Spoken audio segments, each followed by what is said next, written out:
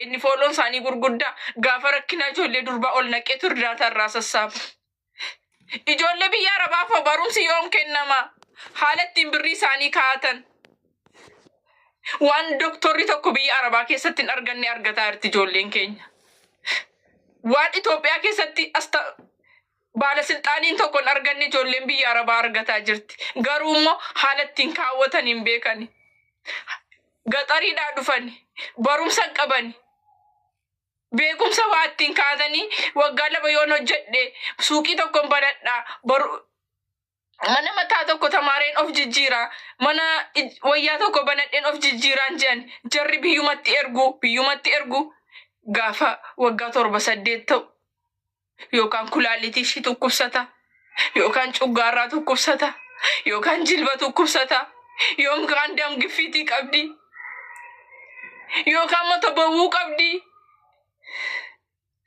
Isa yuddoo ta'e maramte ukkuba ishee adda baafattu hin qabdu. Ukkuba akkasiin qabaa jettee iddoo addatti baafattu immoo hin qabdu.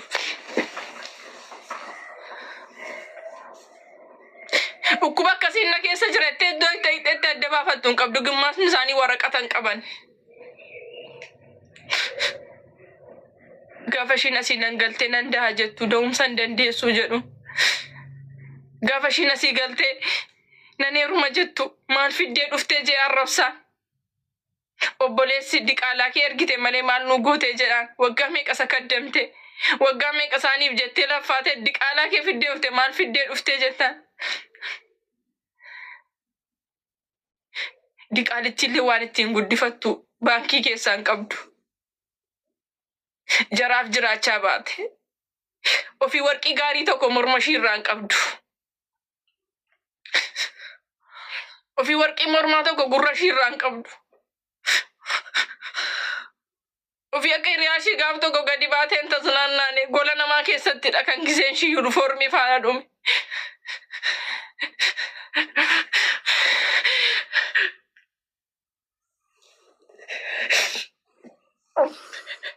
Har'a haadhoo wajjin dhaladhe dhukkubsatteetu ciisaa jirti. Waggaa 10 meeqa hojjette waggaa 15. Inni eessumaa nyaate.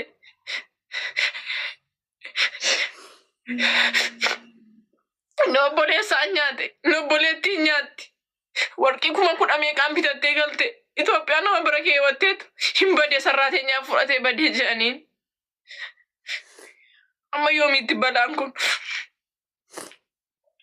Hamma yoomiitti ijoolleen kan akkasitti dhumdu ijoolleen biyya Arabaa hamma yoomiitti dhumti?